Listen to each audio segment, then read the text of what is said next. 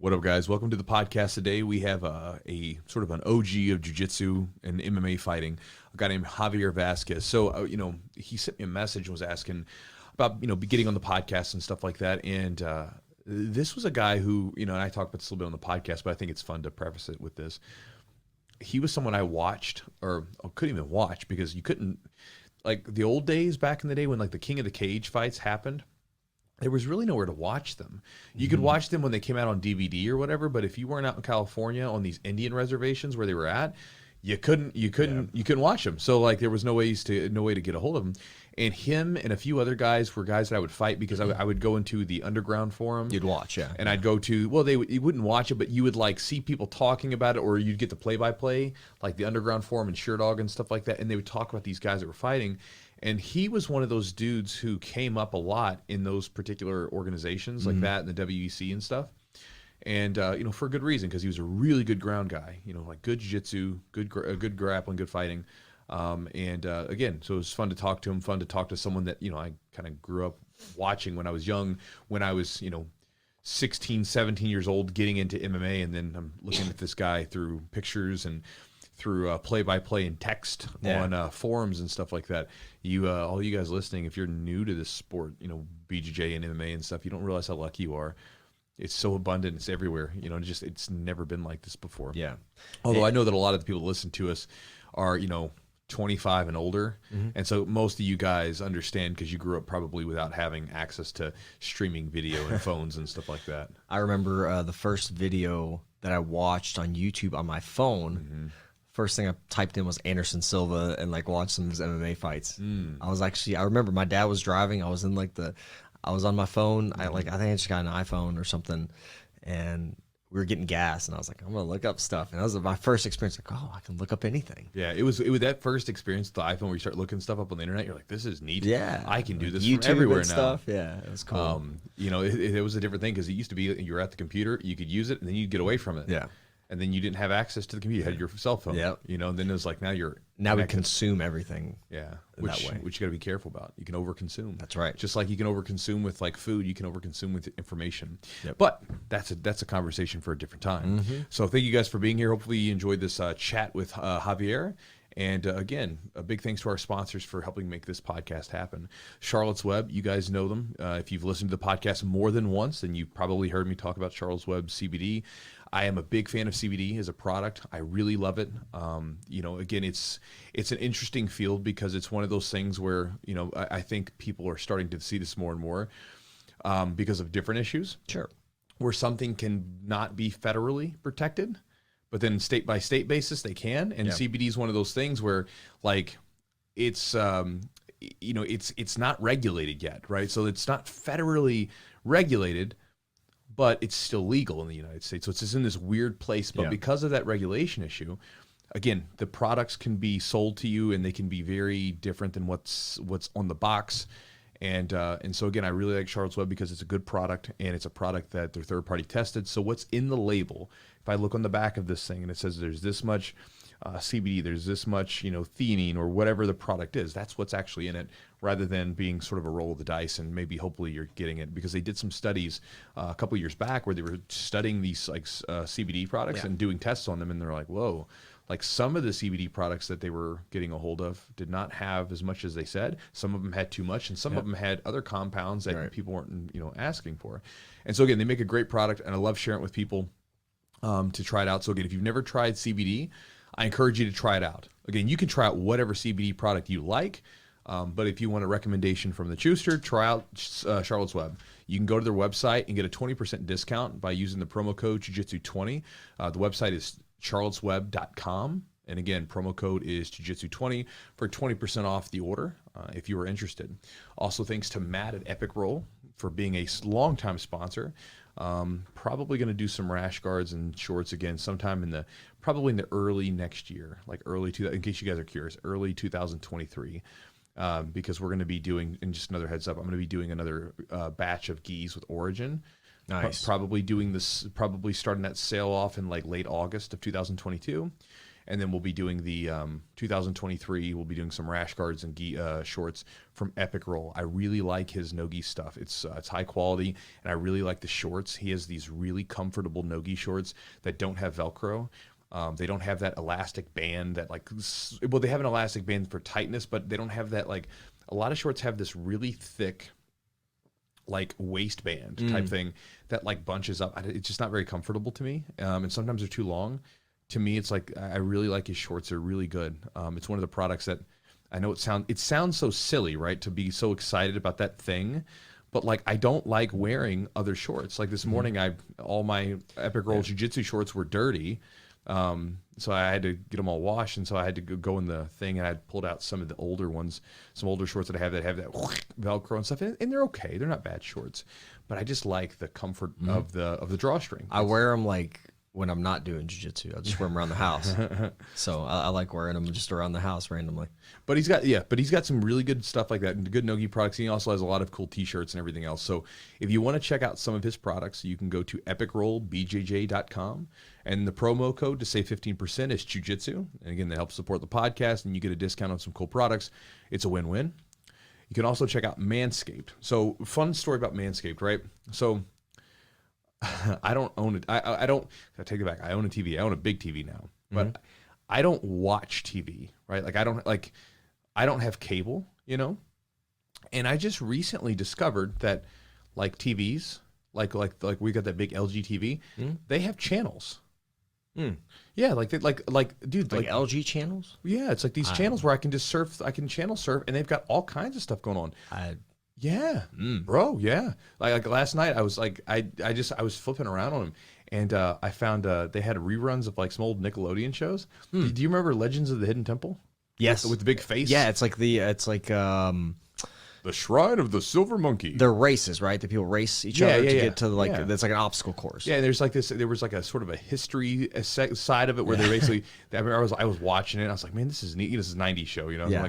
like childhood, and I'm watching it. And they were talking about Alexander the Great, and they were the kids had to answer questions about it. That's cool. Really interesting. I was also watching the obstacle courses, and I was like, I wonder if kids could do this stuff today. That's the old boomer in me going, my generation. Yeah, that's right. But flipping around through TV and sort of seeing this, I didn't realize how big Manscaped is. There's all kinds of commercials. They had one with I forgot the guy. He's in SNL or whatever. Pete Davidson. Yeah, he's on there. I was he's like, a goofball. I was like, they got him doing it too. I was like, okay. And I remember watching the commercial with Pete Davidson, and I was like, he kind of touched on the same. One of the things that was really weird about talking about Manscaped in the beginning is you guys are coming to me for jiu-jitsu, and I know some of you are women, right? So whatever, and some of you are guys, and you probably don't want to hear me talking about trimming my balls. We did. We avoided the ball talk for a while. We did for a while, but it's it's sadly we're not sadly, but fortunately, it's a good trimmer for that area. But I have a confession, Chewy. What's that? I used my Manscaped trimmer on my head. Oh, did you? Yeah, last time. Just keep it trimmed down? Yeah. So they come with a little guard. Yeah. If you guys didn't realize, they have a little guard.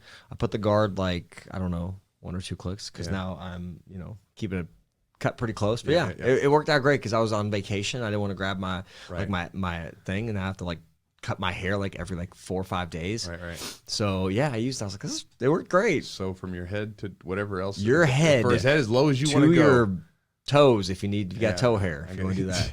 But it's a good trimmer. Again, everything I've tried from them, they even send some body wash and some I guess you would consider it almost like a body spray, it's almost like Axe or something. Yeah. But it smells good, it smells like their cologne. Manly. Yeah. But everything that they've sent us has been really good. And again, I was really resistant to the idea of having them as a sponsor because I was like, I don't want to talk about my balls, but then using the product, I'm like, it's a good product, and I use it primarily for my beard. Yeah, I use it for my beard too. But I'll also use it for the downstairs too. But again, anyway, that said, if you guys would like to get a step up your ability to be a well-groomed man, or if you have a man that needs to step up his game as far as grooming goes, you can send him to manscaped.com. The promo code to save 20% and get free shipping on the order is Jiu-Jitsu20. And again, order the Perfect Package 4.0, which will give you a lot of different stuff like the trimmer and a bunch of other goodies. You can order that, and then again, get 20% plus free shipping. And also, guys, if you would like to get my daily email, and subscribe to the Chew Crew, you can do so by going to my website at chewjitsu.net/join, JOIN. And again, once you join, I'll send you 3 free ebooks. A lot of good stuff there. And again, you can unsubscribe at any time, but if not, you can enjoy the ramblings of me on a daily basis sent to you in your email. I typically keep the emails short and sweet, and they're pretty entertaining. And it's been one of the things that's been more surprising. I meet more and more people that read the emails daily. So check it out. And lastly, guys, if you want to support the podcast directly, you can do so by going to the Patreon at patreon.com/the Jiu-Jitsu Podcast. And just a heads up, we're going to be shifting away from the Patreon in some time in the next 3 to 6 months. Things take some time because you got to design everything out first. Once we do that, the people that are in the Patreon, you'll get a special deal to jump into the new thing that we're going to be doing. And then for the other people, they won't get that special deal. But again, if you get the Patreon now, you'll get a special deal later. And again, for joining, you'll get a special episode from the podcast. Every podcast has one. You'll also get a lot of content that we've added for the last couple of years. Again, a lot of it's very useful stuff. Things like Eugene's got some different stuff as far as like maintenance of the body, things like that, things that are really important. We talk about it a little bit on this podcast, but also like some narrator roles so you can see how things are done in the background and just some different stuff that could be useful to your jiu-jitsu training. And then there's also some more entertainment-based stuff where you can hear Eugene and I rant about certain topics that we won't touch on a public podcast. So again, if you want to check it out, you can do so by going to patreon.com/the Jiu-Jitsu Podcast and join up. And guys, with that said, let's jump into this podcast with Javier. Hope you guys enjoy it.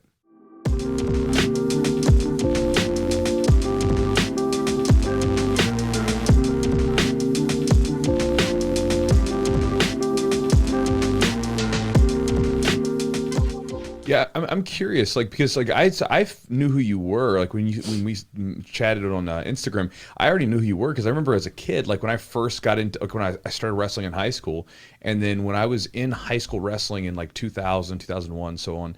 I was getting interested in MMA. I'd watched some of the old UFCs back in the day, and I was like, okay, this stuff's still going on. And I used to get into the Sherdog forums or on the website area, the underground forum back in the day. And the underground, yeah. Yeah, right? So you'd have all those different places where guys would talk, and, your name would come up a lot, because you were doing all those King of the Cage fights back in the day.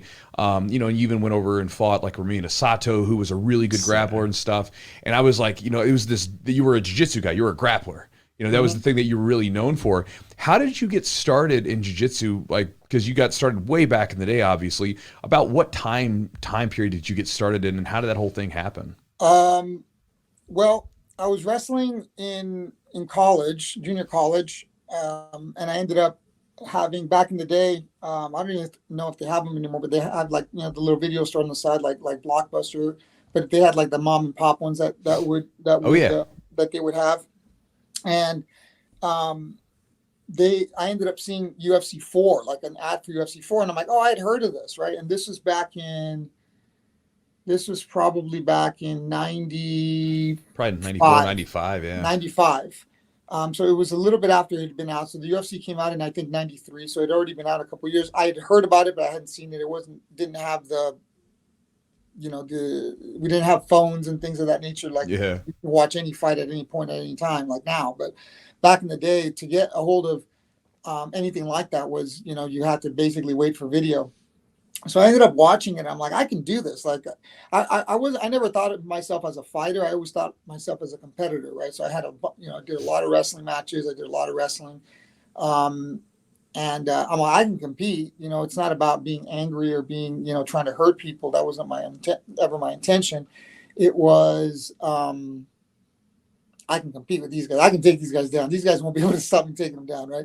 But I put it on the back burner because I didn't want to develop any bad habits for wrestling. So I ended up starting in 97. Actually, I waited for the second I did my last tournament, the next week I started figuring out what I was going to do for jiu-jitsu. Okay. And so I figured I'm going to plug the holes in. That's always the way my mind worked. I'm going to plug the big holes. So let me figure out how to fight on my back. So that's the first thing I developed, was a good guard, good submissions off my back, good punch defense off my back. I figure if I can't take somebody down, I can pull guard and they won't be able to hit me in guard. So no matter what, you're going to end up fighting me. Back in the day, there was no stand-ups. So if you got somebody down, they were stuck, right? So there's no stand-up. So that's I waited for wrestling to finish in order for me to start jiu-jitsu. And then I started under Rodrigo Medeiros, who's a Carlson Gracie black belt. Mm-hmm. What did you see in that UFC? Like, there's a particular fighter you saw, or was there like just something you saw that you were like, I can do that, or I know this guy?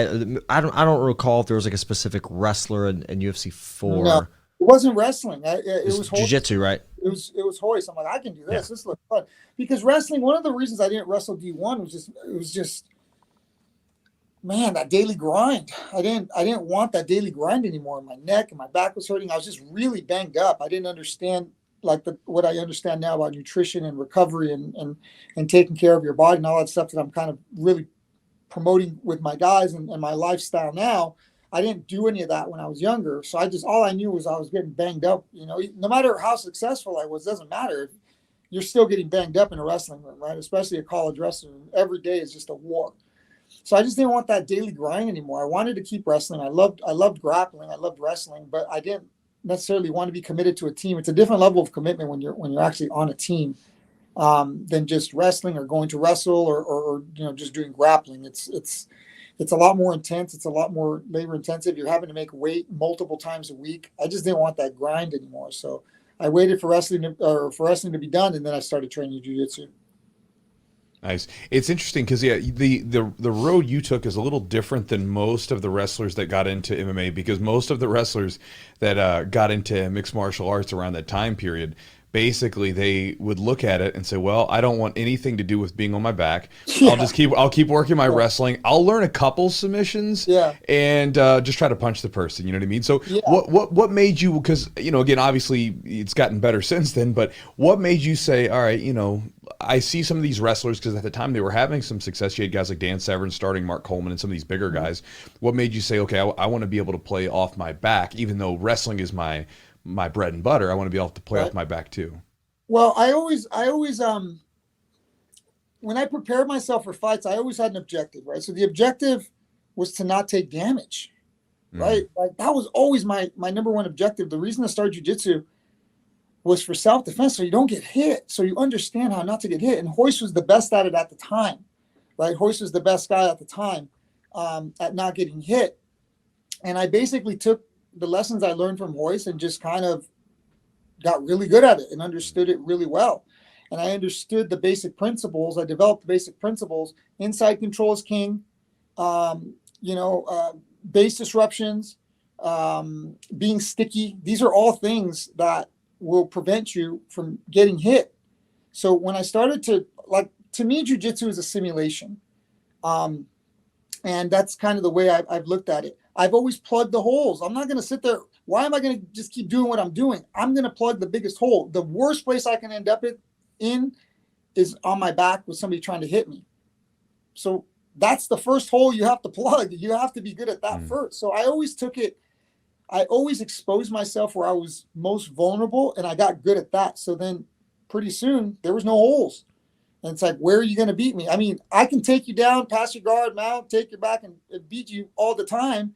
But what happens if the fight doesn't go that way and I end up slipping or end up tearing your knee in the middle of a fight or something where, you end up on your back, and then what? And then now you get an ass beating. And I just never wanted, I got good off my back from the fear and being terrified of getting beat up. So I plugged that hole right away. So then what are you going to do? Now what are you going to do? Now how are you going to beat me? Because for me, so long as I stayed in the fight, I knew I could always win. I knew I always had an ace up my sleeve where I can catch you slipping. But if you start taking damage, not only does it affect your conditioning, but it affects your decision making as well. And you start getting very fatigued. So I figured if I'm not taking damage, I don't have to worry about that element. Guys get stunned. A black belt gets stunned, they get tapped. You know what I mean? If I don't get stunned, it's going to be that much harder for you to tap me, that much harder for you to finish me. And so long as I didn't get finished, I always felt I was in the fight. I never got finished in a fight. So what was it like? I knew what I was doing from very early on. Don't take damage. That was my goal. Yeah, it's smart. So what was it like starting back then? Because you got started in like the late 90s. What was it like getting into jiu-jitsu back then? Because it's a very different experience than it is now. Yes. Man, it was like finding technique was very rare. At the time, the teams were very anti every other team. So if you're a Gracie Barra, you're a Gracie Barra. If you're a Carlson Gracie, you're a Carlson Gracie. There was no cross training. There was no mixing it up. There was no showing techniques. It was hide things. It was develop your game, but keep it under complete secrecy. It was a very different time. There was no phones. You couldn't just pull up moves online. There was none of that. So like anytime, so the people that I got a bootleg of like Gracie Basics, right? It's like you didn't even see the thing. It had the lines on the VCR, right? It was just very different. And then there was no structure. You walk in and you're just learning whatever. Like where's the starting point? There was no starting point. It was like whatever they were working on that day, with no rhyme or reason. So I mean that's kind of how I learned it, right? That's kind of the way everybody learned it. But it was a very different time. There was no cross training. There was none of that. That was your creonch if you did that. Mm-hmm. Right. And there's like, so when you started training, I mean, you kind of knew what holes you wanted to plug. Was your jiu-jitsu just the purpose of it was for MMA? What else is it going to be? What else is it going to be for? Yeah. Yeah. Well, there were some. What are we getting into this for? It's not to win medals. I mean, I won plenty of medals. Don't get me wrong. I won a lot of medals, but who cares? Well, I think too, back when you were getting into it, and even true when I got into it, the actual idea of being a full-time jiu-jitsu competitor and being able to like live like that just wasn't an option. Nobody was making a living. If you wanted to, everybody in jiu-jitsu, you either did it for fighting, like to protect yourself, and then if you were doing it then it's like, well, then you're probably going to fight at some point. Like everybody that got into jiu-jitsu back then, like it was kind of in the back of your mind, like you're going to fight at some point. Everybody knew. Like I mean, all the guys that I trained with, like back when I first started, probably 60% of them, it was a much smaller group. 60% of them fought, in the small group. Almost all of them, like at some point, took at least one MMA fight, if not more, because we all got into it because of that reason. We wanted to fight. Not so much with us. People still thought we were crazy. Like there was guys there was a lot of 0-1 guys out there. You know what I mean? There's a lot of 0-1 guys that tried it one time, got their ass beat, and never did it again. Right. Most people were happy to go watch and go support you from the academy and stuff. So we take crowds of people to go watch us fight and stuff, but it wasn't the same. People weren't trying to be MMA fighters. I developed my style just out of necessity, right? My stand-up, people didn't even know I can do stand-up until I fought in the UFC. Like they're like, oh my God, his stand-up is actually pretty decent, because I was developing it. I didn't want to take a beating. I did not want to take a beating. And the way I look at it is, if I can just keep doing the same thing over and over and over again, and then develop my skills in the background, and people are like, oh, this is how you beat the guy, and then you end up in that realm and you still get beat. For me, I was all about hiding everything I was doing until I needed to show it. And if I can beat the guys the exact same way over and over and over again, I would just do that until you figure out how to stop plan A. I'm not even going to think about switching to plan B. Why am I going to? In the time where everybody's filming everything, there is I think an intelligence of not showing everything, of hiding things, especially when you're a pro fighter. You don't want a bunch of spar film out there on you, because people are going to start picking that stuff apart. Mm-hmm. And I was really very much into that when it came to my technique. That's why I never really shared too much. The guys who I trained with, like I shared, and I was a good teammate. But I wasn't trying to share everything, because I knew I was going to have to end up trying to fight against myself here later on. Mm-hmm. Yeah, I think it was a necessity of that secrecy, but also kind of, I think, stagnated the development of jiu-jitsu and martial arts in some ways. Because, I mean, once, the internet came about, obviously techniques became more prevalent, but like, you see this explosion recently of just all these techniques, and a lot of these techniques were out there, but now they're getting more refined, they're getting better, and you're seeing that a lot. I wanted to ask you, as far as like jiu-jitsu and MMA, do you feel like certain techniques now are less relevant or less important, or is there certain ways where you feel like what's the most effective jiu-jitsu in MMA? Like a certain style, you think? I'm gonna tell you, and I don't know how I'm gonna sound. I'm very honest. I'm pretty honest. I think it's pretty bad. I think it's pretty terrible. I think that the decisions that people make in MMA, I'm not saying that guys are not good at jiu-jitsu. I'm saying that a lot of the jiu-jitsu that is taught is useless for MMA. So now they're confined to this smaller group of moves, and they're not very good at those specific moves. What guys are good at nowadays is getting up off their back, because nobody wants to be on their back. Nobody's really developed a really highly developed punch defense guard that I've seen. There's a handful of guys that are decent at it. Guys like Jeremy Horn. Jeremy Horn was really good at it back in the day. But there's a handful of guys that I think are pretty good at defending punches. Everyone just wants to get up because nobody wants, and you're losing the round. Also, the rules have now kind of been tailored in a way where guys fight in a particular way, because to fight any other way is kind of risking losing rounds, right? So I think that has something to do with it. The stand-ups from the bottom, I think that has something to do with it as well. Mm-hmm. But I think guys are trying to fight within a confines of not only winning fights, but making the fights exciting so that they can get bonuses on the side. So they're being incentivized to fight in a particular way. And I think by doing that, guys are not training in other ways, not doing other types of things, because they're not being subsidized to do those things, right? Mm-hmm. So people are fighting in a way where they're going to make the most amount of money, essentially. But that doesn't mean that that's the best way of fighting. That just means that that's the best way of fighting and making money. Mm-hmm. Well, sure. Well, I mean, incentive structures are powerful. I mean, if you want people to do something, if you create an incentive structure for it, it's so much more powerful than, say, a punishment-based thing. And so if you incentivize more money with, okay, if we can get you guys to stand here in front of each other and just knock each other's heads in, then we'll give you incentive structure. And then also if you, like, for instance, a lot of times, we'll say the UFC, for instance, a lot of the judges that are judging it aren't jiu-jitsu practitioners. They're not fighters. Right. So they don't know what they don't even know what they're looking at half the time. So it's like they value being on top and punching. But then let's say if they get on the ground and the person on the bottom is like catching this guy after submission, and that we as people that train understand that the guy on top is basically running away from the other person because he can't even sit there to set up a punch. But because the person was on top, a judge who maybe just did boxing or something says, well, the guy he got a takedown, got on top, he won. Yeah. So I think that's true, because if you watch some of the other organizations where they value like a submission attempts and things like that in fights, I think that the fighting looks, it doesn't mean it's different, but it does look a little different. And I feel like the person on the bottom has a little bit more time to play and a little bit more incentive to actually work from the ground. I'm going to tell you, you want to change MMA, you change a handful of rules. You want to change the way fights look, you change some rules.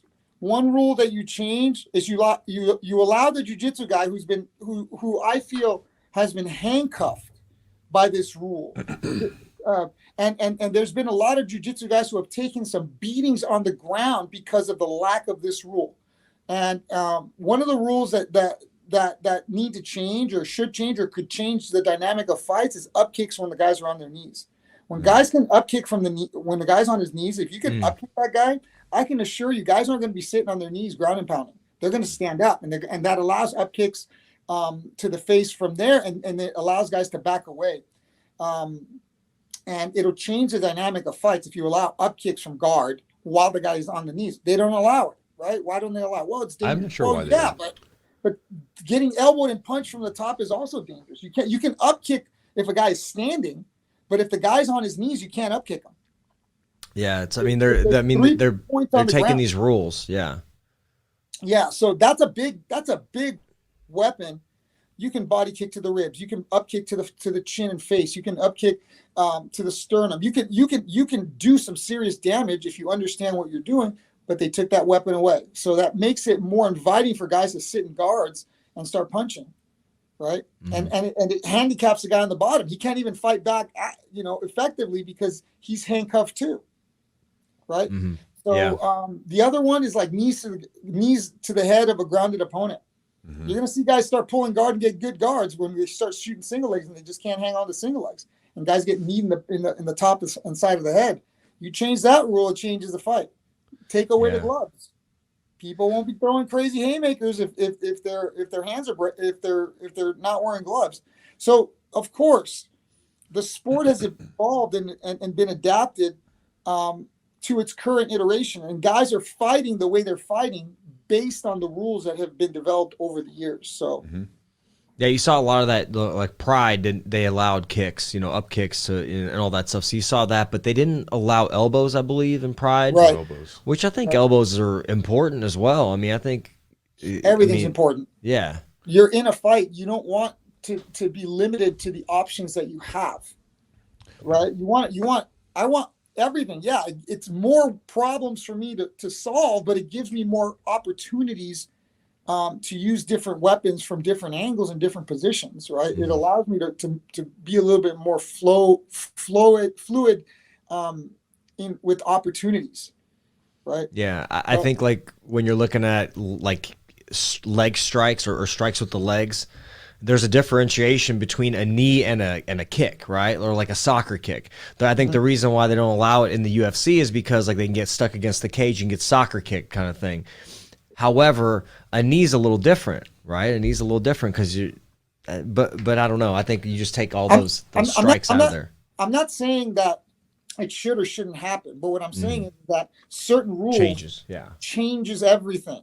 Right, certain rules change everything, and again, when you want fights to look a certain way, you design the rules to make the fights look that way. Right, you give incentives for some, and then you make other things illegal, or you de-incentivize by losing when you're on the bottom, or whatever the case may be. Right, so they're creating the product that they want to create based on the rule sets that are implemented. Sure. What was your very first MMA fight? Like the whole experience around that fight. What was that like? Because I feel like that's at least for me, like the first fight was kind of it was a big deal. It wasn't a big deal in the grand scheme of things, but it was a big deal in the sense of what I felt like I was going through. You know what I mean? Like getting ready for it and stuff. It was a transcendent experience.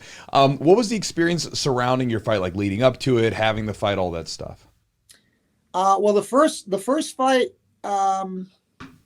I think the first fight I did was an 8-man tournament, so I fought 3 times. Man, so they don't do those anymore. Yeah, so I fought 3 times, and I was like a blue belt, and I was fighting. The first guy was an Olympic alternate. The second guy was a purple belt. I was a blue belt. I had just got my blue belt, and then the third guy was a guy who had ended up having like 50 MMA fights. That was my first round. That was the first thing I did. I ended up making it to the finals. I ended up losing by decision in the finals to a guy who had like 50 fights, total like 40, 50 fights. He had a lot of fights. So yeah, it was, again, I wasn't trying to knock anybody out. I think it was even open hand, which that open hand don't matter. It still hurts. Sure. The goal is the same. Don't take damage. Get the fight to the ground, land in good spots. Hand control is king. I can control people's hands and don't take damage. That was always the goal. I was always experimenting. I was the lab rat for what I currently teach, right? So I don't teach, even though my jiu-jitsu can be easily transferred to competition, my jiu-jitsu is for fighting. My jiu-jitsu is a fighting art. It's a complete martial art. From footwork, head movement drills, defensive drills, boxing drills, standing up. I'm good standing up. The students are good standing up. If you get into a clinch, no big deal. We can work knees, elbows, takedowns, trips. You get to the ground. There's a specific passing system that I use. I call the central path, right? So we use central path philosophy in all of the chapters.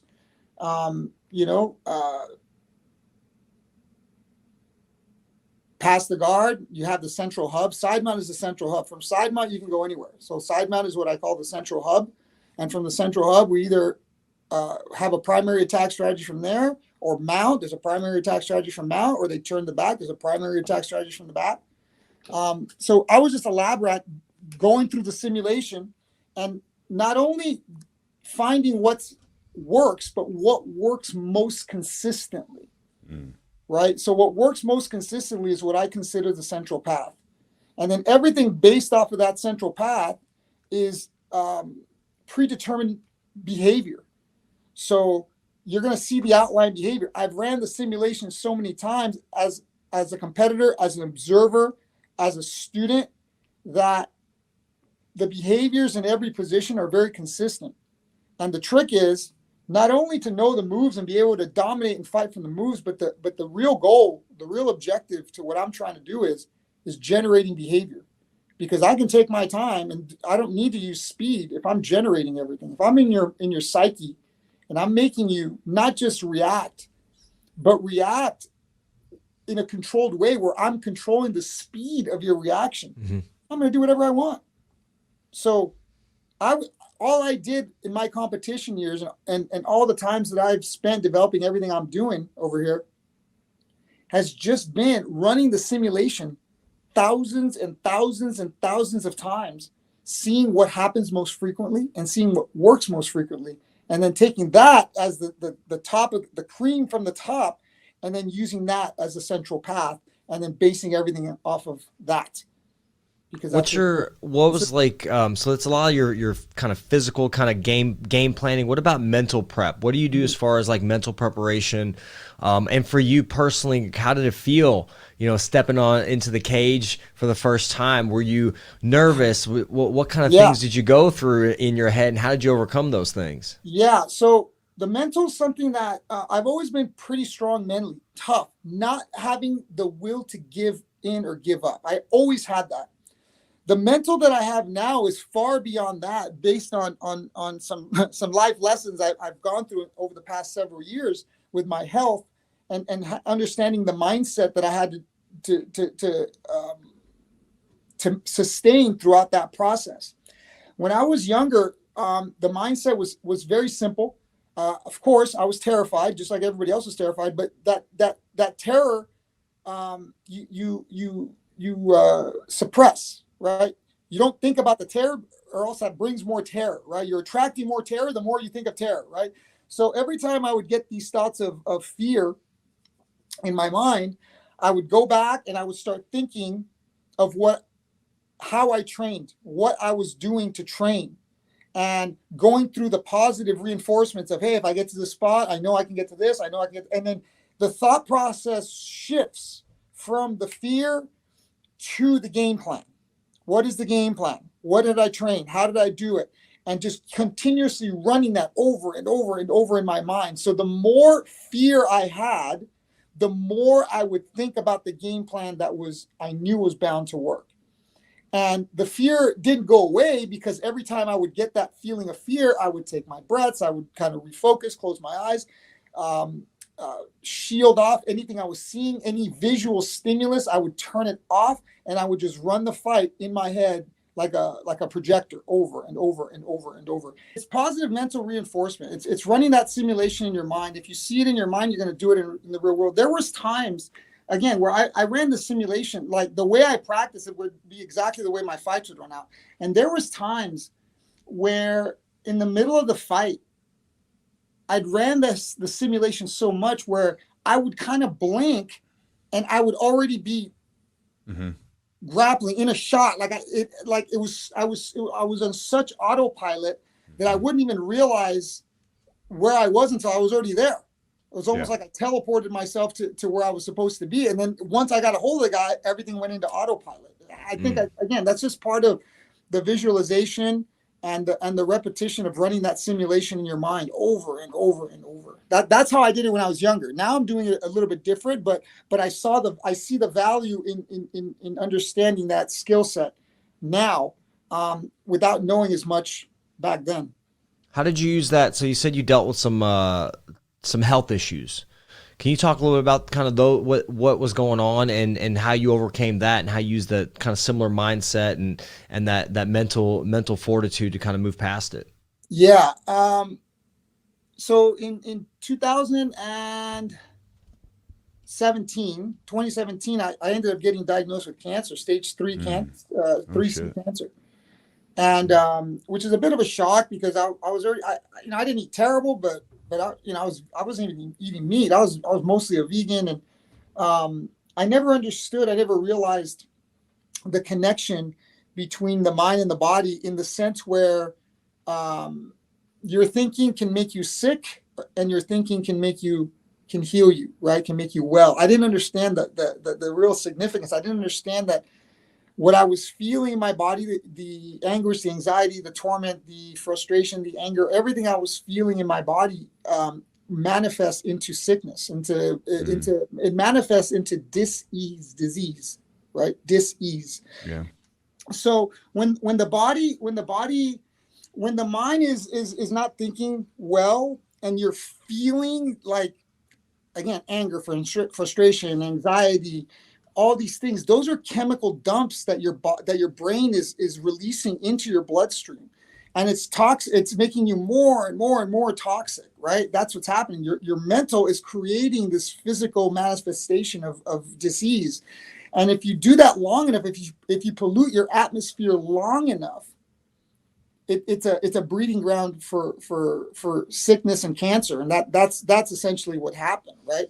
So cancer to me was a huge learning experience, because I didn't first of all, I didn't take the traditional route to beat it, right? I took a holistic approach, and I used a therapy called the Gerson therapy, right? So it's a whole protocol that's designed around your blood work, and then you follow this protocol, and basically your body heals itself. Your mind, the nutrition that you're taking in, the toxins that you're pulling out, that cycle of in with the good, out with the bad, that cycle replenishes and revitalizes your body from the inside out, and it basically heals the cancer. But what I didn't realize was going to happen, one, was the mindset that I had going in there. I had 100% confidence that this was going to work.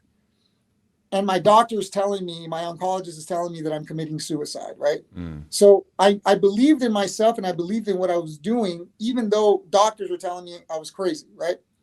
And 4 months later, I ran the protocol for 4 months. I threw my blood work on top of his desk. I was completely clear. No cancer, no nothing. Did you get this done down in Mexico? No. Okay. I went to Mexico to initially during the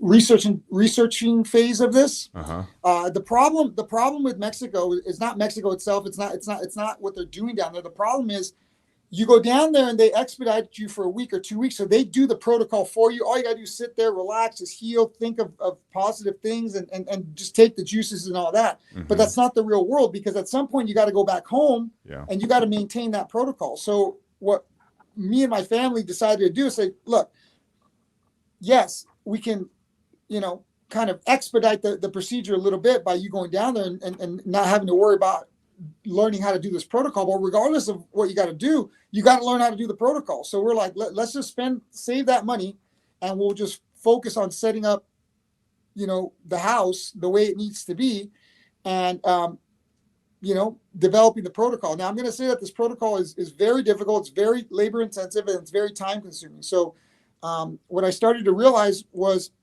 the trick to this is saving time.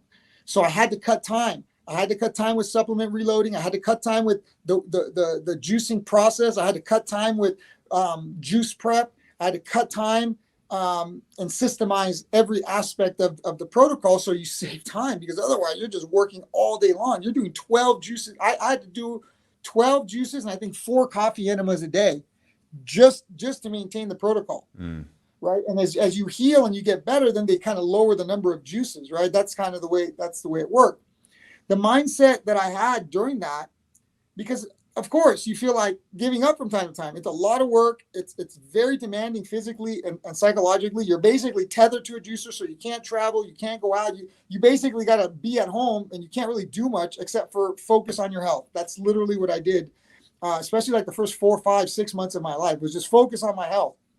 And then as the protocol starts to kind of lessen little by little, then you can kind of slowly start to be integrated into your life. But like, it's hard for me to travel because I got to travel with the juicer. I got to have a hotel room, that has a kitchen and stuff, so I can maintain the lifestyle, right? So you never get off of this lifestyle, right? And I'm going to say it's a benefit and a curse. It's a benefit because what I didn't realize is it changes the way you think.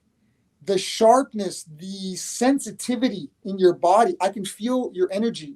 I can feel your thoughts at this point. I'm so connected spiritually. We're not just balls of meat here. We're not just balls of meat. We are energy. We are energy. And the closer I get to you and the more I touch you, I can absorb your energy. I'm like an energy vampire now. I understand how to suck the energy. I can exhaust anybody because of the way I'm doing it. And that's all come from my mind. So when I was sick and I initially had the surgery, I had a resection surgery. because I was supposed to go through chemo, and that's where I made the shift to the diet.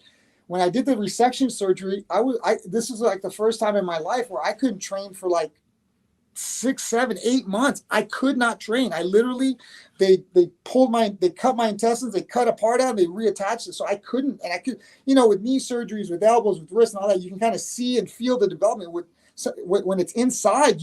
You got to trust the doctors, because you don't want to do something and rupture something, because now you're internally bleeding, right? So I had to follow protocol, and I could not train. I couldn't move. I couldn't walk. It was incredibly painful. The only thing I can do was do jujitsu in my mind. And I'd say about a year before I got diagnosed and all this, I got exposed to Rickson Gracie. And I went to a couple of his seminars. He basically planted some really interesting seeds in my mind. And he talked about a word called connection. Some of you guys might have heard of what connection is. But connection is a very vague term. What's actually happening is connection is the ability to remain sticky while generating tension and absorbing tension. That's what it is. But I did not have this verbiage back then. All I knew was connection. So basically what I did, I understood what it kind of felt like to be connected. And it's very easy when you're on top, generally on top of people, and you feel people start to hold you and that you feel their tension. That is connection, right? But it's pretty easy from the top. You're just kind of dropping weight downward and kind of hovering. I call this hovering. This is part of the connection tools that I talk about in JVOS. Hovering. What is hovering? Hovering is just basically forcing your opponent to generate tension and sustaining that tension over a period of time. Now, what happens is, as you transition, can you maintain the tension during the transition? What usually happens is people can maintain tension from certain angles, and once they hit another angle, then you start to slip, and then you generate slippage. So the idea to connection is maintaining a stickiness, maintaining this tactile feel while having your opponent generate tension, and hovering and sustaining that tension throughout. Now, the question becomes, how do you generate tension from the bottom? Now you no longer have gravity. There's a way to generate tension from the bottom as well. And once you understand understand the idea of how to generate tension, secondly, how to understand the idea of how to maintain the tension generated from the top and the bottom and maintain it, what starts happening is the opponent, whether they know it or not, their energy is getting consumed. And if that energy over time is not sustainable, they fatigue. First, they start to look for an out. They try to get to a tether. They try to get to something to hang on so they can take that. I call it a recovery breath. What I try to do is I try to keep you through tension from taking that breath. And if over time, if you don't know how to regulate your body, it almost feels like you're drowning. So I can, by keeping my hands on you and keep maintaining a touch, a connection, I'm able to basically drown you, which is part of like fatigue generating, right? So now I'm generating fatigue. So the idea is, if I can get you revving at 7,000, 10,000 RPMs, and I rev at 2,000 and we go for 5 minutes, who's going to be more tired? So every second of every round, I am sucking your energy. I'm draining your energy, right? So this is all done through the mind and just by being able to do certain things. So the ability now that I have to understand what's actually happening rather than just being able to do things, right? So this is a deeper level of knowledge. And the reason I was able to do this was because while I was sick, I was thinking, I'm like, what are the possibilities? And I started to, in my mind, kind of visualize what I would have to do to kind of generate tension from different angles. From the top, I didn't even know you can do it from the bottom. So then, about 6-8 months went down, and I think about this every day. I couldn't move. I would just sit there and meditate and just think about going through the positions and how can I maintain this tension? How can I maintain this connection from everywhere and the angles? And I started to see it in my mind, and then I started rolling. I'm like, oh my God, it works. So I meditated for like 6 or 8 months, just kind of thinking about the idea. And then I started doing it.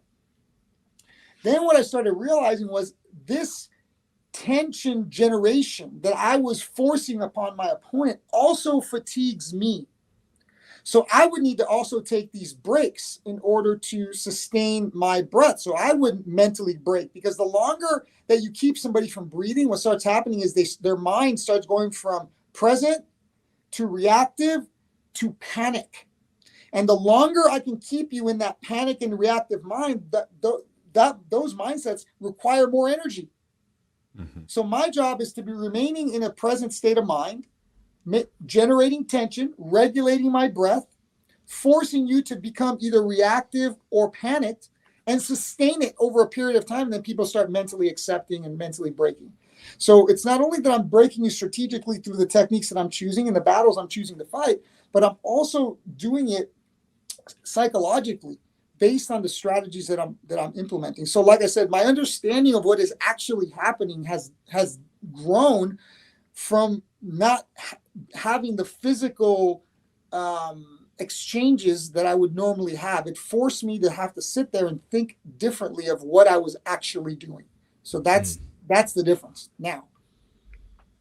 So how did you like implement that? How do you teach that now? Like, do you have kind of a system you like to teach as far as like your style of jiu-jitsu, your specific blend? How have you incorporated that into like a system that you show and you teach, and like how do you share that with your students? Okay, so first of all, jiu-jitsu is generally taught. I sent you guys some artwork. How I learned jiu-jitsu, right? This is how I learned jiu-jitsu, and pretty simple. You walk into the gym and you're just learning random stuff.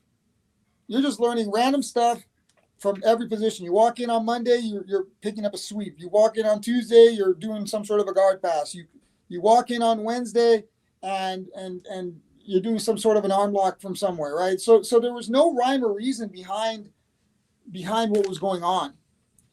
And it is your job as a student to go through and learn all these moves from all these different positions. And then you kind of start grouping things together by position. And then you start grouping things together kind of by what you're trying to kind of do. And ultimately, you have to end up doing a lot of the work. You have to end up putting together a lot of what is actually happening. That for most people, that works. People need some sort of a guide, right? So first of all, the first thing I did was I broke up everything into positions, right? So you have standing, right? So standing encompasses striking offense, striking defense. Those are chapters 1 and 2. Chapters 3 and 4 is takedown offense and takedown defense. Chapters 5 and 6, turtle top, turtle bottom. 7 and 8, back mount offense, back mount defense. 9 and 10, 9 and 10. What is 9 and 10? Give me a second. I renumbered them. Guard top, guard bottom, side mount top, side mount bottom, mount top, mount bottom, leg lock offense, leg lock defense, and then arm lock final control offense, and arm lock final control defense. So these are the positions that we're starting from, right? And each position has its own set of problems and its own strategies from the top and the bottom. So what I try to do is I try to teach what's most prevalent and common from the top, starting with control and primary finishing options. And then we start branching off into secondary and supplemental finishing options. So every position has a strategy from the top and has a strategy from the bottom. So at the very least, whenever you land in a particular spot, hey, what's my default behavior from that position? What is the central path strategy from that behavior, from that position? And from there, it gives you a starting point from every position. If you look at it as a whole and then you start blending, it becomes too complex. It is much easier to start from a place and then start identifying opponent behavior. And when you start to identify each of what kinds of things how the opponent is behaving from those individual positions, you can start to develop defensive strategies, offensive strategies, and escape strategies from every position. And what I generally teach first, plan A, right? What I call the central path in each strategy is what works most frequently and most consistently. What works 80% of the time. So there's certain strategies that I follow that I call absolute advantage, which means that every position I am fighting with the mentality of absolute advantage, which maximizes my offensive or defensive capabilities. So I'm fighting in a particular way from particular places, and that's what we learn first, because that's what works the best from those positions. And then once they learn the primary attack strategy, the absolute advantage position, then we can go into secondary and supplemental based on opponent behavior. Now, as a coach to your gym, do you have like a very like a hard curriculum where you're like, this is what you're going to learn while you're here with me? It's these techniques, that kind of thing? Well, it's not just techniques. It's positional techniques, concepts, positions, things like that. But like you have a set group of things that you're going 100%. To teach. Okay. 100%. That is my job as an instructor, to teach what works best first. Like there's so many moves that are taught. There's a lot of jiu-jitsu fluff out there that's taught. And there's a lot of things that I do that shuts down entire branches of things. Right. So, sure. So for example, let me give you an example of something I generally don't teach, or if I do teach it, it's just to expose my students to it, because it doesn't make any sense. Okay. All right. So I've taught seminars, a bunch of seminars, and they're guard passing seminars. Right. So I'll go into a gi school and I say, okay, who likes to pass the spider guard? Who likes to pass spider guard? Nobody raises their hand. They're like, what do you mean, do I like to pass the spider guard, right? Nobody likes to pass people's spider guards. It's super annoying. It's super obnoxious. And then there's guys that are built to and that guard is enhanced from usually tall, lanky guys, right? Tall, lanky guys generally have a pretty obnoxious spider guard. So I'll say, who's got the best spider guard here? And what happens? Oh, this guy over here. Okay, come over here. So what I want you to do is I want you to put me in spider guard. So if you grab the pants, right? Everyone grabs the pants to pass the guard. What's the first thing the guy does? He grabs your sleeves, puts the feet in the biceps, and you get put, or he lassos your arm, and you get put in spider guard. Because the mentality, the decision-making that everybody is taught, myself included, was for you to grab the pants, right? So by me making a decision of grabbing the pants, now I've opened up these opportunities for spider guard sweeps and all the nonsense that happens in spider guard. So I go, okay. So then I do the same thing. Then I'll split his guard and I'll grab the tops of the feet. I go, okay, put me in spider guard. No spider guard at all. It's impossible. The only way that spider guard works is if I make a decision to grab his pants. So do I teach a bunch of spider guard? No, because my guys aren't grabbing your pants. They're grabbing your feet and they're controlling the feet in a way where spider guard, that whole wing, that whole system of problems that spider guard can give you is completely cut off. So now we don't have to work on that much because we don't encounter it. And if we do encounter it, we immediately know how to shut it down. And it forces people to do what we want them to do. So jiu-jitsu, what I've learned, comes down to decision making. What decisions am I making that are making the opponent fight in particular ways? And if I make certain decisions, I can be led a very dark path of pain and suffering. While if I make other decisions, maybe the suffering is less. Maybe it's easier. Maybe you're getting more consistent results. So that's what I'm saying. It's all in the mind. It's the kinds of decisions that I'm making that are leading me to these consistent results. And it doesn't matter who it is, because either you're able to stop certain things or you are not. And if you are, then the things work. And if you're not, then they don't. And so then the trick comes down to, how do I get good at being able to control the things that way? Mm-hmm. So it simplifies the problem. There are root problems in jiu-jitsu. If you understand what the root problems are, I call them crucial battles. So if you understand what the crucial battles are and you're good at winning those battles and you're fighting those battles from a position of absolute advantage, it's going to be tough to beat you. It's going to be very, very tough. At the very least, it lays a very solid foundation that you can build your house on. Yeah. So like as a coach, like I think that's something we hopefully that we all try to move towards, is basically putting together a really strong framework and a strong path for our students to come in and follow. Because like you said, as we do these things more and more, we find answers to problems, and then we can say, hey, listen, you're going to run into this situation. Here's an answer that I've found that's been really useful. Mm-hmm. But my question is to you then is this, because for me, like I try to balance that, but also try to balance the fact, like for instance, in the gym, we've got a lot of black belts now, and a lot of them have different answers to solutions. So they're not the ones that I came up with ready-made, or so they're like, you have a different solution to this problem. How do you balance? And again, if you have a course online or whatever, it's just going to be your thing because that's what you're doing. But with your gym and when you're teaching, how do you balance having that curriculum in place that's that's sort of based upon these things, these answers that you found, and still make room for the growth? Because obviously, as we know, jiu-jitsu is very different. It's a lot of the things are still the same. They never really changed. We just got better at them. And then there are things that have changed with our the way that we look at certain positions. How do you balance having that curriculum in place and still making room for growth and new things to kind of come into the mix? Well, there's it's an interesting question, right? So first of all, as a coach,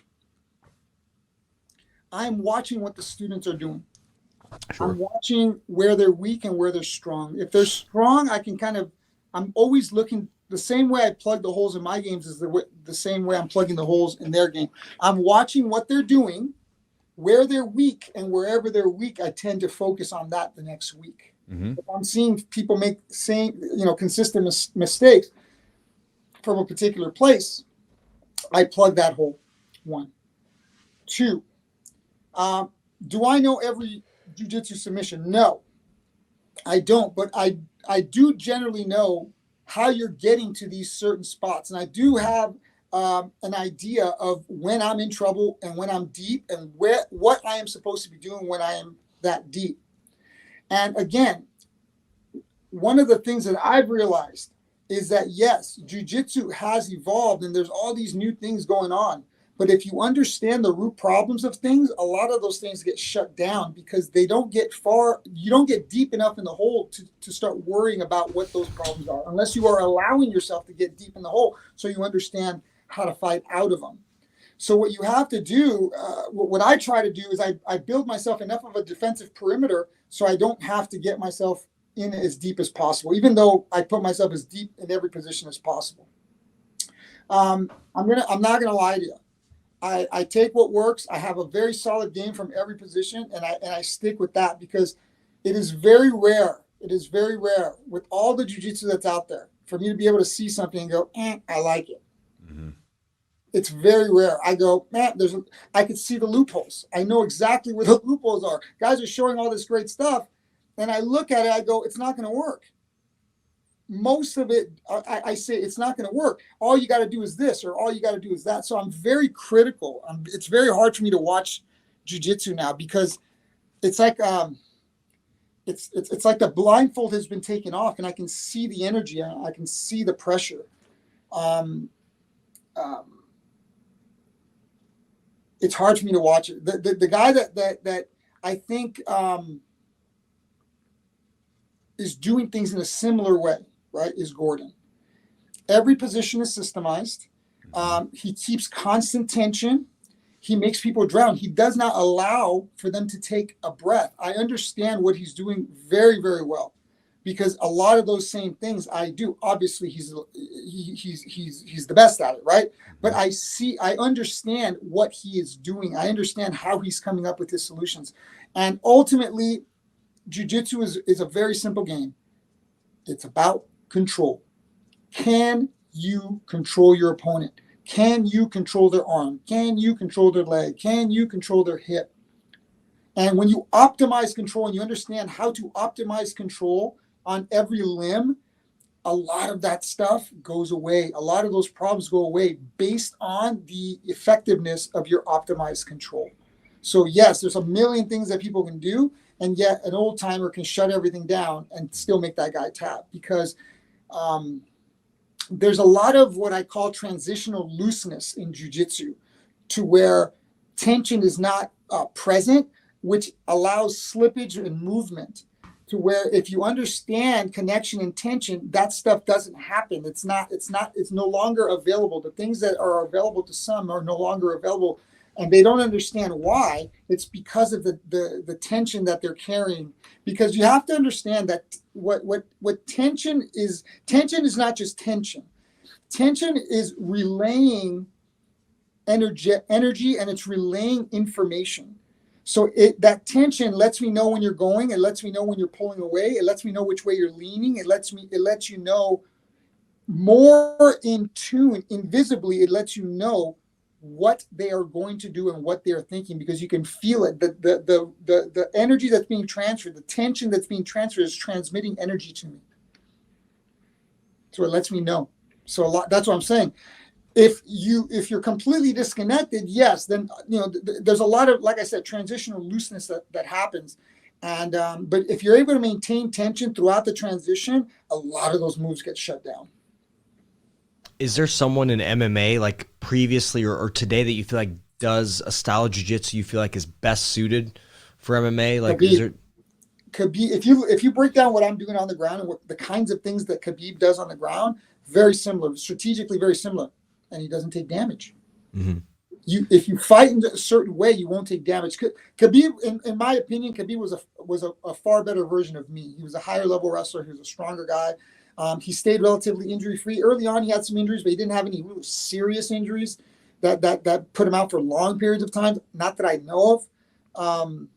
But if you look at his strategic patterns, if you look at how he fights strategically, my guys came in, they're like, oh my God, very similar to the way you teach us. I'm like, yeah, I mean, I believe that there is a right and wrong way to do things, or really a right and a wrong way to fight, because you're going to there's a way to fight to get specific results. Now, is it the most exciting way to fight in the world? Maybe, maybe not. I think he started getting better at finishing, later in his career. But if you look at the statistics, the way he fought worked, and most importantly, not only did he win, but he won without taking damage, which I think is grossly undervalued in today's day and age in MMA. Mm-hmm. Yeah, I agree. And to your point, you had 21 fights and 25 fights total, yeah. But yeah, 21. You've never been finished, right? You've lost by decision, but you never lost by finish, right? And that says something to it. Even if you're in a war, you're still, you can still kind of, keep it together, like you said, not make bad decisions and things like that. I do want to ask you, you did have a fight where you injured your knee. You injured your ACL early on. Could you share a little bit about that? Like when you knew, like when you kind of knew it was injured and kind of how you worked past it, or how you modified maybe your strategy or your game plan to win? I ended up, the first punch of the fight, I threw a jab and I took a step forward and my foot stepped on the mat and slipped out. So you see this buckle, and I ended up tearing my ACL. I had torn my ACL about 9 months earlier, and I ended up having surgery and having a full rehab. And by the time I fought, I had no pain. I had no problems with it. I felt like I had fully recovered. And then one of those out-of-body experiences I was talking about, when the fight just kind of freezes, you know what I mean? That was one of those moments where my knee blew. And I was like, oh, that didn't feel right. And I ended up getting a takedown, and I ended up getting back up, and I kind of started shaking it out. And I threw a jab, and it buckled. And I'm like, yep. Mm-hmm. So I knew I couldn't stand, right? So I knew that anytime it took me a few times falling to figure out that stepping on it, putting weight on it, wasn't going to be sustainable. So then the battle becomes how do I get the fight to the ground, because I don't want to be standing and fighting on the ground. Some of the second round I ended up on my back, so I was just kind of on my back. So I lost the second round because I ended up on my back. The first round I thought I won because I got like 2 or 3 takedowns and I kneed the guy in the head and stuff. But because I hurt my knee, that could have maybe leaned to me losing the round. But if you look at what was actually achieved, I thought I actually did enough to win that round. The second round I lost. I was on my back most of the round. And the third round I got a takedown. So I still felt I won the fight. But the idea was to not take damage, mm-hmm. survive, try to end up on top, try to pass and get the sideline if I could. He was a world champion. Alberto Crane was a world champion. Like he was the second world champion behind BJ, right? And I knew that passing his guard was going to be problematic, but what choice did I have? Like I couldn't stand. The mm-hmm. game plan was to stand and knock him out, and that I couldn't do that because I couldn't stand. My leg wasn't. My stand of it wasn't where it's at now, and I just wasn't sustainable. So I just made the adjustment, right? I mean, but quitting was never the option. And people were asking me years later, why didn't you just quit? I'm like, I couldn't. There was no option. I had at the time the UFC was having like 3 fights a year. I'm like, and I was going to be on the next card. Losing wasn't an option. I couldn't lose. It wasn't, and at the time, opportunities were far and few in between, right? So when the UFC called, you had to go fight. Mm-hmm. And that was probably, whether it was shock from the tear or the altitude or the weight cut, or I don't know what, or just Alberto Crane being just a really tough guy. I don't know what it was, or a combination of all those things, but I have never been as exhausted as I was in that fight. It was just a gut check, man. It was just a gut check, and losing was not an option. It was not an option. Quitting was not an option. Yeah, I don't think that most people, like when they're in the middle of a competition or a fight or anything like that, I don't really think they're in the right state of mind anyway. Because you're not in a state of mind where it's like, okay, like for instance, if you were sitting down, doing something and you tore your ACL, you're not going to go train that night, obviously, because you're in a logical state of mind. When you're in a fight, it's this situation where like, if you're a competitor, if you're a warrior, if you're a fighter, like just stopping, it's like not an option. You'd rather just go down like with trying to win the thing. That's what you're there to do. I just don't think for most people, like even like you get hit really hard, and you like, I've had like a flash before where all of a sudden I saw it went black for a second, and I woke up it was just a flash, like just a split second. If I was in a logical state of mind, I'd be like, I need to go have a seat. But yep. we're in the fight. We're like, yep. Okay, we signed up for this. We knew we were going to get hurt at some point, so we just got to do what we can to not get hurt even worse, and let's take it to the other person. So I don't think you quitting's not an option, because you're not in a normal state of mind in the middle of the fight. I've fought a lot, right? So I've been on the other side. I understood the preparation in the mind. You just can't just go and fight, right? This is months of preparation, and building confidence, and running through a game plan, and preparing yourself for that moment. People go, I don't know how you can do that. Well, you haven't been training 4 months for this event, right? So mindset in jiu-jitsu, mindset in life, right? Whether you're trying to beat cancer, you have to have a particular mindset. You have to be disciplined. You can't lie to yourself. You have to be in that moment to the best of your ability, to be as present in that moment to the best of your ability. The more present you are in your mind, the more present your decision making will be, and ultimately the better off you're going to be. Sure. The second you start to allow panic and frustration and anger to start creeping into your mind, that changes the way your brain is thinking, and you start making decisions based on emotion rather than based on strategy, rather than what's best at that moment. So mindset is just preparing your mind to be in the place where it's going to be, right?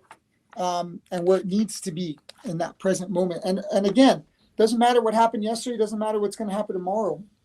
The decisions that are affecting you now are being made right now. So you can choose to let go of frustration. You can choose to let go of anger. You can choose to stop grabbing that foot because you're going to end up getting caught in something. You can choose to not do certain things so you don't get these results. So your mindset, there's different training mindsets. There's a learning mindset where you're focusing and experimenting and trying things. There's a competition mindset where you're bringing your A game and you're trying to be focused. And there's a fight mindset. The fight mindset for me was, you have to be ready to die. You have to be okay with dying. Is the way I got through fights. Like, that's just the decision you have to make. That makes quitting not an option, right? And obviously the ref is there and you always have the option of tapping, but the mindset going into the fight is, tonight's the night. If it's the night tonight, then I'm okay with it. That's kind of the mindset I had when I fought, right? Because that's the same mindset you're going to have in the street. If you're getting attacked in the street, it's like, it's me or him, and it's not going to be me. And if it's going to be him, if it's going to be me, then I'm going to make his life as miserable as possible the whole way down, right? So, whether you're beating cancer, You have to have a disciplined mindset. You have to, there's two times I remember vividly where I thought to myself, is this it? Is this going to be the end? Twice. And both times I instantly recognized it and instantly shift the channel to this diet's going to work. I'm doing my supplements. I'm doing my treatments. I'm doing my nutrition. I'm not cheating. I'm not eating things I'm not supposed to, right? Cheating in that way. And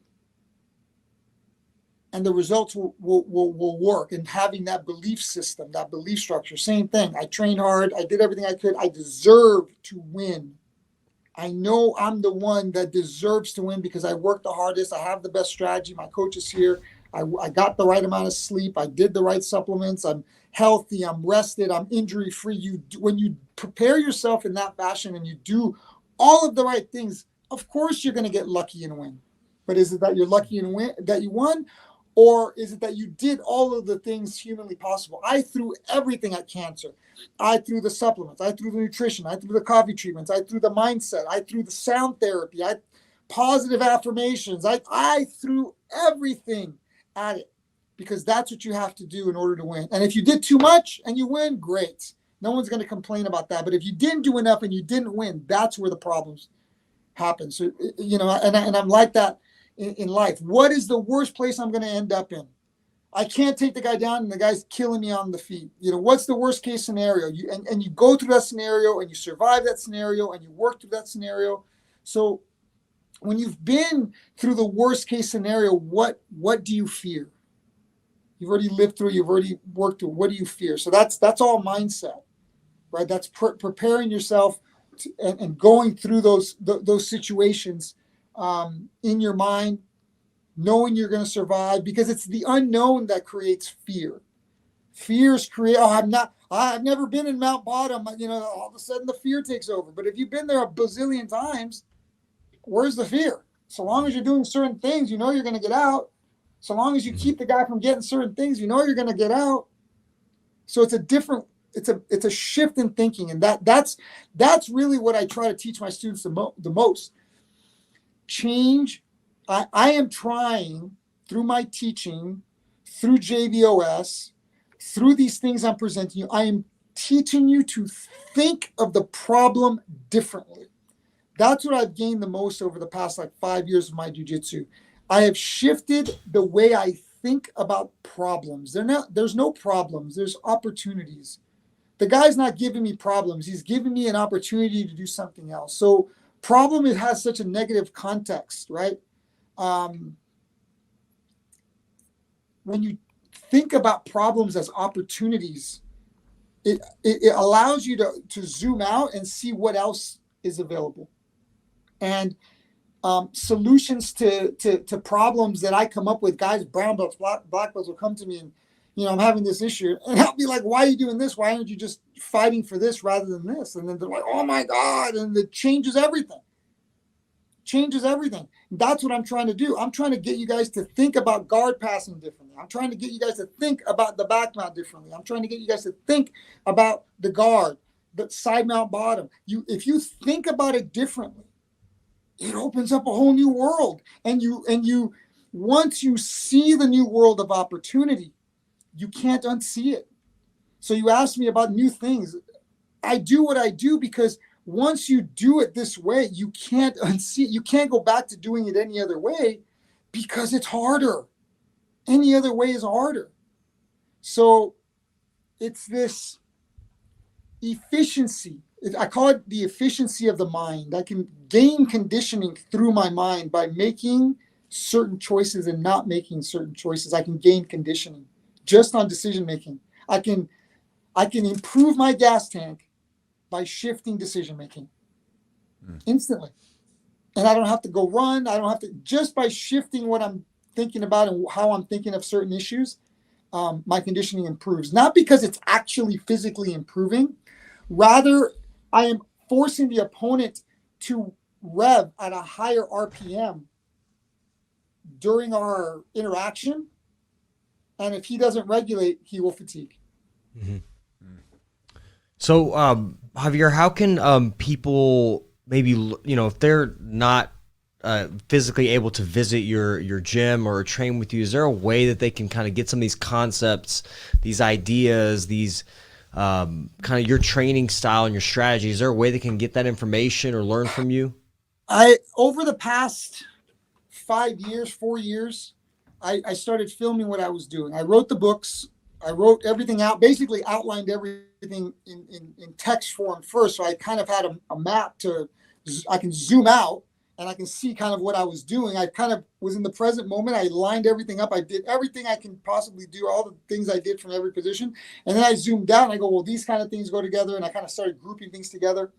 And then I started to video it. JV Jiu Jitsu Online is going to be the home of where I'm doing everything right now. I'm putting a bunch of stuff on my Instagram at JV Jiu Jitsu. And JVOS is coming out very soon.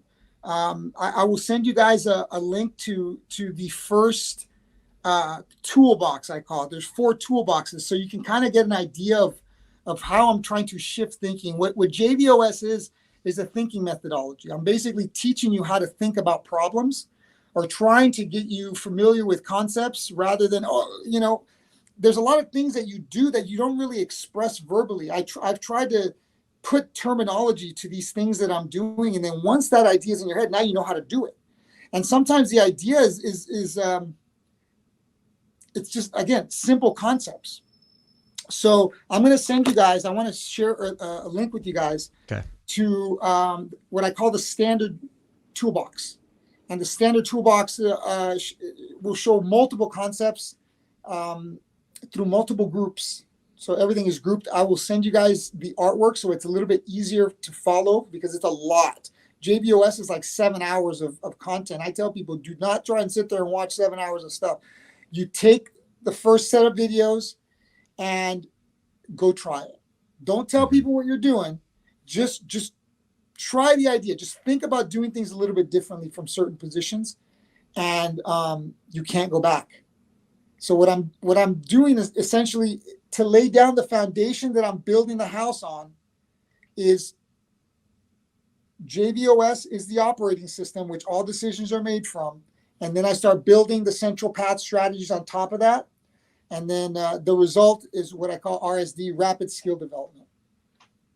Awesome. So people can get that link and they can follow that link and get some of that information. Yeah. What I'll do is I'm going to send you guys the link that if you guys want to post it, and then click on that link and it'll send them right to the JVOS site. Yeah, we'll put it in the show notes. It'll be in the notes. We'll add that in and kind of, we'll kind of link your where can people contact you if they want to kind of chat with you or kind of get more information? Is there somewhere they can reach out, like Instagram or any other social media? I like Instagram a lot. I have a Facebook and all that stuff for Javier Vazquez Jiu-Jitsu Academy, but JV Jiu-Jitsu on Instagram. I'm starting to put up a lot more reels. I'm getting some really good feedback on the reels. What I'd like to see is I'm learning, right? I'm learning. I'm very introverted. For the people that know me, I'm very introverted guy. I don't really do a whole lot of promotion and stuff, but I'm open to share information. So what I'm trying to do is I'm trying to be a little bit more intimate, and people send me questions. I'm happy to do videos on whatever problems that they might have, and maybe give my insight on how I look at the opportunities that people present. So I'm learning. I'm trying to be a little bit more social, and I'm trying to put my stuff out there a little bit more, and learn how to grow my audience and give the audience what they want. That's really what I want, because again, the lifestyle that I live is definitely something that I think a lot of jiu-jitsu people need to do, whether it's the thinking methodology, the training strategy, whether it's the nutritional lifestyle and how I eat and the lifestyle I live, as well as something I call maintenance and recovery. So I teach a maintenance and recovery class. I'm filming all of that because the body with jiu-jitsu, your body breaks down a lot, right? And if you don't understand how to maintain and recover your body, you tend to get injured, you tend to get discouraged, and you tend to quit. So maintenance and recovery kind of helps people chug along, right? And understand that when things happen, you have injuries or you have sorenesses, like there's things that you have to do to maintain your body so those things don't go too far out of control, because that's leading towards injury. So we're trying to squash the bug early on so that we don't have those injuries later on in life. Sure. Awesome, man. Well, thank you. I appreciate you sharing some knowledge. You're one of the, I always like having, we say you're like an OG. We like having the OGs on. Like you guys are old school guys, yeah. Old school dudes, man. Y'all have been like kind of in the early stages, right? You've seen it kind of wasn't so glamorous and pretty and had to deal with so much stuff. It wasn't about money. There was no money. It wasn't about fame. There was no fame. It was honestly, for me, it was living life with no regrets, right? Opportunities are presented to you. You can choose to take them or you can choose to not. Mm-hmm. And I chose to take as many opportunities as I could, even to the point where I've had opportunities where I wasn't even scheduled to fight.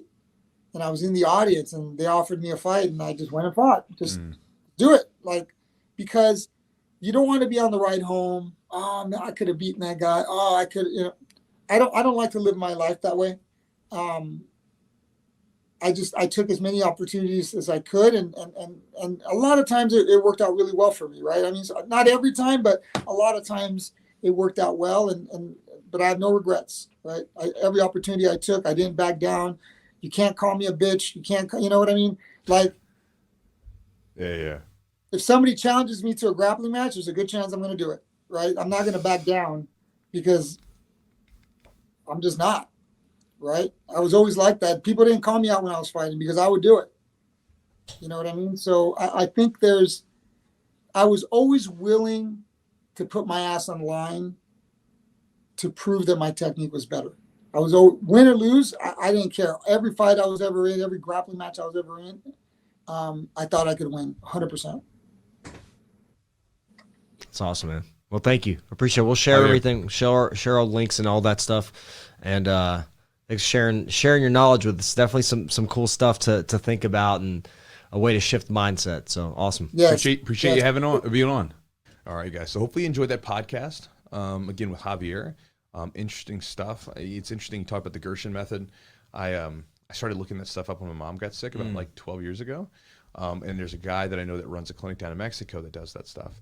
Again, interesting. I don't know enough about it. So again, like if you or someone else has cancer, like, look, this is not a place for medical advice. Yeah. But I just think it's interesting. So much.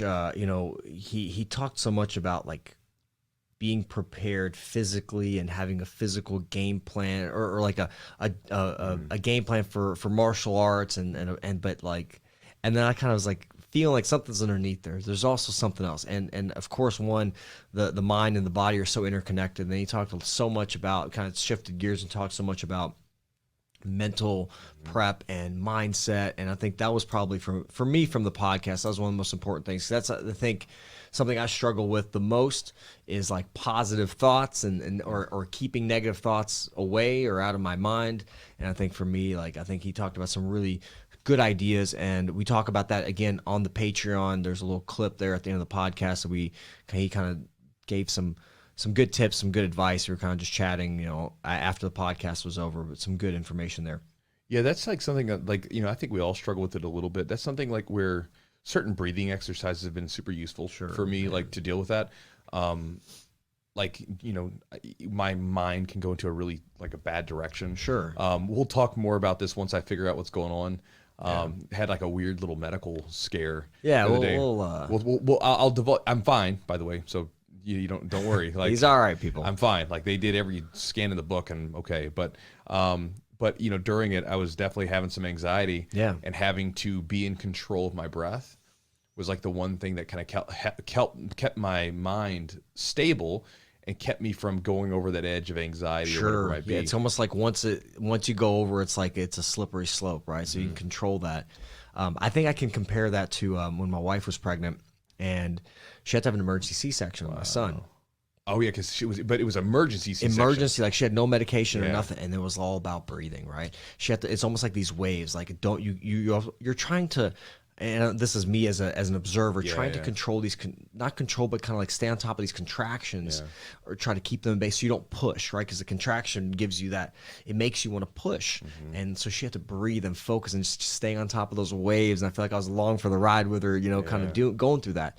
And so I can see, like, once you lose control of that breath and control of that, I don't know, you just kind of just, you lose it and then it's hard to get it back, right? So staying on top of it's almost kind of like, I guess maybe seeing somebody ride a wave on a surfboard kind of thing, standing just right there where you need to be. Yeah, and even some of the sort of like the Wim Hof style breathing, that's been really useful for me. Like doing that, like after, like especially on the last round when I'm done with it, like I feel so relaxed. Let me ask you this, and this is something I've seen numerous times. I have not done it myself. You did ice bath, ice water. What was that like? Love it. It feels great. I mean, like I take cold showers in the winter. Right. Right now, like cold showers, like means that the water's coming in, like, you know, or like in the wintertime, the water comes in, and like I can see my breath in the shower. Feels great. Feels great. I love it. I don't like it. I don't like to do it. So I like it. So it's very much similar to the reason why I like working out. It's not during that I'm focused on. It's when I'm done with it, I know it's going to feel good. Yeah. And so, for instance, like when you take a cold shower, when the water gets cold enough, you have endorphins, you have dopamine release, all these things, right? All these different chemicals start to release. They have studies to show that. Yeah. And so when I'm doing it, I'm not really doing it because it feels good. I don't enjoy the shock of it. And, you know, because it shocks your system. Right. You're like, whoa, like whatever. You have to focus on your breathing to relax. Exactly. That's what I'm getting at. Yeah, you have to focus on your breath, because if you don't breathe, you'll start to hyperventilate, you know? And you have to slow your breath down. So what's interesting is, like, when we did the stuff at the camp recently, at the Jiu-Jitsu camp in Costa Rica, we did the breathing stuff first, right? Like I think it's hypercyclic breathing, right? Where you're basically that kind of thing. Well, then afterwards, when you get into the water, you have to slow things down. You don't want to breathe like that. Right. So then you got to. So I tell people to elongate the exhale, because for me, like, if I want to slow things down, so like if you it's interesting what the breathing does, right? So if you want to speed yourself up, you can ramp yourself up by taking lots of breaths in. If you want to slow things down, you slow the exhale down, and it helps build up CO2 in the system. Because essentially, when you're breathing really fast, you're offloading the CO2. When you slow down, you're uploading the CO2, and that triggers the body to go into more of a relaxed state. Yep. Which again, super useful stuff. But anyway, it's super cool. He talked about breathing as well, and it's a huge thing he did, and mindset, and those, the podcast we talked about that. So it was cool. So yeah, guys, hopefully you enjoyed the podcast. Hopefully you got something from it. Again, as always, thank you for being here this week. Also, thanks to our sponsors for helping make the podcast happen. You can check them out. Charlotte's Web, you get a 20% discount right now using Jiu-Jitsu 20 for 20% off. And again, if you're someone that's been interested in not Charlotte's Web, but CBD products in general, and you've been wanting to try them, but maybe you've been on the fence, maybe you thought maybe this sounds like snake oil, whatever it might be, I don't know. But if you haven't tried it yet, I really encourage you. Again, it's a product I believe in. I really like it. Go on their website, charlottesweb.com, look through it, pick out a tincture, pack of gummies, whatever it is that you're interested in most. Try it out for a month, give it a consistent effort, and see what you think. With supplements, like I've used some supplements, and that, I didn't like, some I do like. CBD's been one of those that's been really important for my recovery. It's one of the ones that's kind of like a mainstay. Like when I was down in Costa Rica, people were like, hey, do you, like, besides rest and diet and everything else, which are the absolute most important things, you have to get those down. They're like, is there anything else for recovery? And like, the supplement that I really bank on is my CBD supplement. Super helpful. Also, thanks to Matt at Epic Roll for being a podcast sponsor and helping us bring this podcast to you. You can check his stuff out. He makes a lot of cool jiu-jitsu gear, high quality stuff. I really love his no-gi stuff. It's my favorite no-gi gear out there. And I really like his t-shirts. Those are my two. I mean, he makes other stuff, but like the stuff that I wear all the time, I literally don't wear, like if you watch my videos, I don't wear anything else other than his no-gi stuff anymore. And the no-gi stuff that he made for me. And I love his t-shirts. They're super cool t-shirts that I actually want to wear just hanging out. They're very comfortable and they have cool designs. You can check it out at epicrollbjj.com, and the promo code is Jiu-Jitsu for 15% off on the order. Also, thanks to Manscaped for being a sponsor. Again, if you are a man who wants some awesome grooming products, I haven't had anything from Manscaped that I don't like. I've tried their trimmers, I've tried their colognes and their sprays, their body wash, their underwear. Everything's been high quality. Everything's been really nice. I like it all. So again, try some of their stuff out. Go to their website at manscaped.com. Look around their website, see if there's anything that grabs your interest. For those of you that ask who trims your beard, I trim my beard and I trim it with a Manscaped trimmer, just in case you're curious.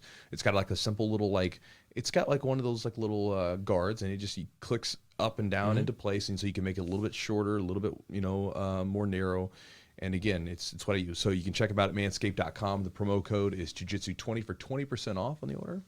Also, if you want to support the podcast directly and get some extra content that is not released anywhere else, you can do so by going to patreon.com/the Jiu-Jitsu podcast. Also, just a heads up, we will be switching away from the Patreon sometime in the future and moving to something on my actual website that'll be similar but a little bit different. It'll have a lot more stuff added to it and some different cool features. That said, that's going to take a few months. In the meantime, for all of our Patreon members, when we move, you will get a special discount added, or a special discount access, or whatever you would consider, some special code that you can use since you're a loyal Patreon member to move into that new system. For anybody else that's coming in, and trust me, it'll be pretty cool. You'll want to be a part of it. But again, if you don't move into it, the Patreon, then you can just pay whatever the price is later on. So again, if that's something that's interests you, like if you're like thinking about like down the future, then you might want to join now. It's very inexpensive and it's got a lot of cool content. And last but not least, if you would like to get 3 free ebooks and you would like to get my daily email and become a part of the Chew Crew, then you can do so by going to my website at chewjitsu.net/join, JOIN. By doing so, you'll get the free ebook sent to you.